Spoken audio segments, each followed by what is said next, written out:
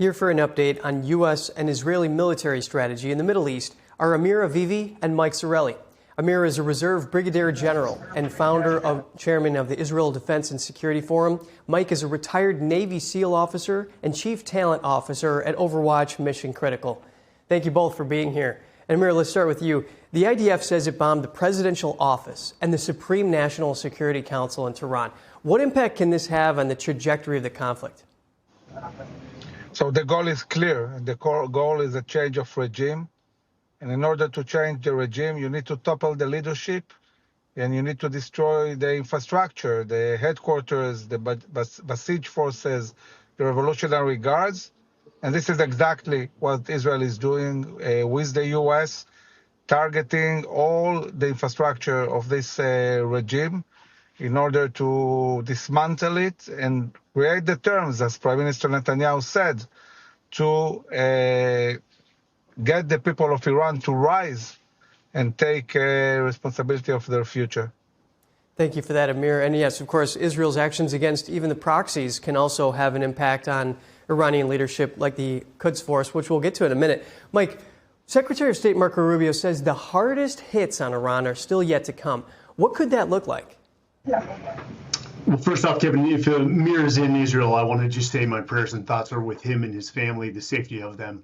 Thank you for what you guys do.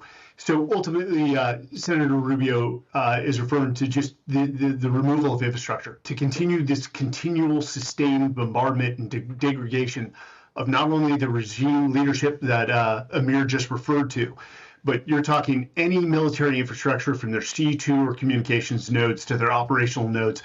At this point, for Americans, what they need to understand is just to have some resolve. This could take 3 weeks. It could take 3 months. But if we continue to hit them, both their military leadership, the regime leadership, but most importantly, to Amir's point on regime change, we also have to be knocking out the Basij, which is for Americans the modern day Gestapo for Iran, responsible for the death of countless Iranians. And that is what it's going to take for a regime change for the people to rise up in Iran and take over their nation. Okay, Mike, just briefly, can you assess Iran's response? I mean, it's been called random acts of terrorist aggression. They've been striking all sorts of places in the Gulf region. Can they disrupt American operations? You know, is it just wild desperation? Probably. You're at a regime or looking at a regime that is at the end of days. And they want total destruction for anyone who could have participated in intel sharing that led to these strikes. So the hitting of the Gulf states was just a wild mistake. You are going to see, and what we're seeing for the first time, is Saudi Arabia, Oman, UAE that are fighting alongside Israel, and they will respond. And the biggest hope here, I think their fatal flaw is leading to an Abraham's Accord 2.0, which can change the region. Understood, Mike. Yes, those Gulf states are furious. Amir, Israel is sending troops deeper into southern Lebanon, striking targets in Beirut, while Hezbollah attacks northern Israel with drones and rockets.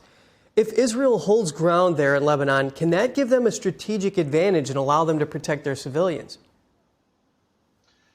So the ground forces of Israel have gone into Lebanon, but really on the defense, not in an offense, creating an area that can ensure that Hezbollah operatives cannot storm Israeli towns. We're not maneuvering in Lebanon. We just took over maybe a mile and a half, areas that are really close to the Israeli border, to secure our own towns. And most of the operation is done from the air. The IDF has prepared months and months ago a very decisive attack on all the infrastructure of Hezbollah. And we waited for the opportunity, and now the opportunity came, and the IDF is attacking fiercely. Again, the center of gravity is in Iran. Most of the planes are attacking in Iran. But still, we are also operating in Lebanon, and we're not going to stop until this organization is going to be dismantled. And what can help a lot dismantle Hezbollah, obviously, is a change of regime in Iran. This will really create a reality where all these proxies they cannot be sustained anymore, and this will help dismantling them. And Amir, this is not something new. Israel fielding and defending from attacks from Iran, Hezbollah, Hamas, of course. How can Israel continue to regroup and maintain their arsenals? And what's their biggest obstacle that they face on this front with all the different proxies in Iran? So, we are arriving to this stage in the war after more than 2 years, in a reality where Israel has become a regional and even global power, and our enemies have been weakened a lot. And we are fighting alongside our big allies, the USA. So we're in a very defining moment, which can bring to what we wanted from the beginning, total victory in this war. And we definitely think it can be achieved. Changing the regime, dismantling all these proxies, including Hamas. I must say that the Israeli society is very strong, very resolute. The motivation is high. We're celebrating now Purim, which really connects to what's happening now. We were challenged by a Persian Empire many years ago, and we managed to, win at the end of the day. And this is going to happen this is going to happen now also. I follow you, Amir. Mike, bringing in some more of what Amir was talking about in terms of American firepower, CENTCOM says its precision munitions from air, land, and sea were used in the initial stages. Will that likely persist, or will there be any adjustments to the strategy? Absolutely. At this point, we have air dominance over Iran, so it allows our strike assets as well as our electronic assets or electronic warfare assets to fly pretty much unopposed over the airspace. But, you always conduct these type of operations with an arsenal coming from land, air, and sea. So we'll continue these strikes with the appropriate munitions based off proximity and intelligence in order to degrade leadership and military assets or infrastructure.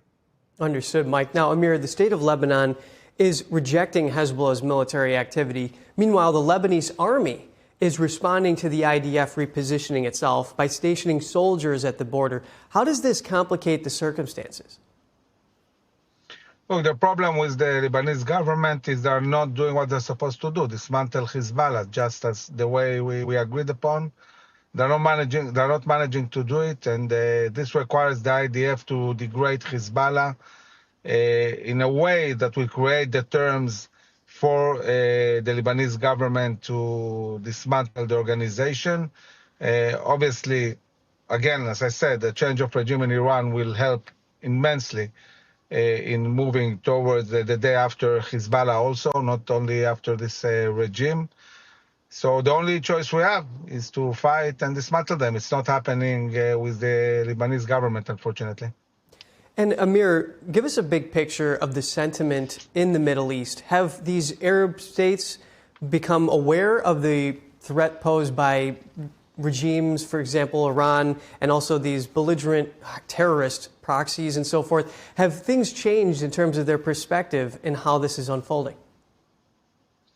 I think that what we're witnessing now, especially when they see the might and power of the U.S. and Israel fighting together, it sets the terms for peace agreements, for normalization. Thank you for that, Amir. Now, Mike, how effective have the inexpensive one-way attack drones from CENTCOM's Task Force Scorpion strike been?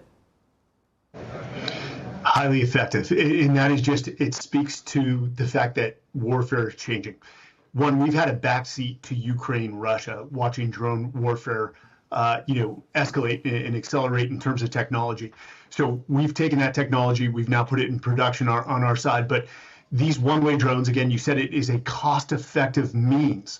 It's accurate, it's standoff precision munitions, but they're much more cost-effective than a Tomahawk or any sort of aerial munitions that we have traditionally relied upon. So you will see, and this is almost like a test case example happening for the first time, you will see, and we've been planning on this, production of drone warfare as well as anti-drone defenses increase within the United States and go into production.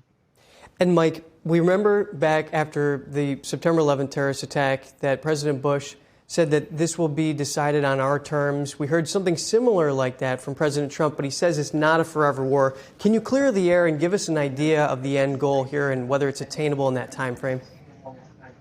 Hey, Kevin, this is a great question. And I think what a lot of people confuse is we go back to past wars. Yes, we always want to take the lessons learned from past conflicts, but this is that sort of logical fallacy, what I call a false equivalent. Comparing Iraq to Iran is like apples and oranges. Trump has set out the objectives. Regime change is a nice to have. It is a desired end state we hope to achieve. But this was about the nuclear proliferation of Iran and completely killing their ability to enrich or produce missiles that carry nuclear fissile material. Additionally, their strike capability. They have a large volume or battery of missiles, from cruise missiles to ballistics, as well as drone warfare, which they're even providing to Russia in the Ukraine-Russian war. So those were the objectives. He also went to war under Article 2, notifying Congress within 48 hours, and he has a 60-day clock. So he took this into account politically. And in addition to that 60, what people don't know is he has an additional 30 without congressional authority in order to withdraw troops. So we've already hit them hard. We're going to continue to hit them hard within this 30-day or 60-day period, to the point where Iran and the regime are essentially have no capacity to wage war or even control their country. We will achieve it, but he was very clear in the objectives, and I would find it hard pressed that he would ever, weigh the option of putting ground troops into Iran, because we know in the Middle East we do not have a great track record. Will he keep that option on the table so our enemies know it? Yes, but he's been very clear with the objectives to degrade their military and regime leadership, and hopefully a regime change comes out of that. Regime change is one thing. Nation building, although maybe a noble cause, hasn't worked too well in recent history at the behest of the United States. But something organic, say an uprising of the people, some democracy emerging in Iran, could be a potential good outcome. Mike, let's look further into this. Can we expect the U.S. to strike more nuclear, missile, and military assets in Iran? And which one's the priority? So naturally, yes, the nuclear facilities, whether they are warehouses or bunkers with launch capability, are essentially the priority. We know that from the start. The GBU-57, which you saw go into play in the 12-day war, Operation Midnight Hammer, is in use by B-2s. We have been flying B-2s over the region. Part of this is as we gain intelligence from battle damages assessments, from flying over the battle space, from the multi-layers of intelligence that we put together, and targets arise, or we identify new nuclear facilities, you can guarantee that we're going to take those out as rapidly as possible, while also degrading the leadership in any military infrastructure. A perfect example is I'm receiving reports that we've completely decimated the IRGC Navy in the Gulf of Oman. Again, the priority there was with making sure that the Straits of Hormuz remain open and doesn't impact energy or oil markets.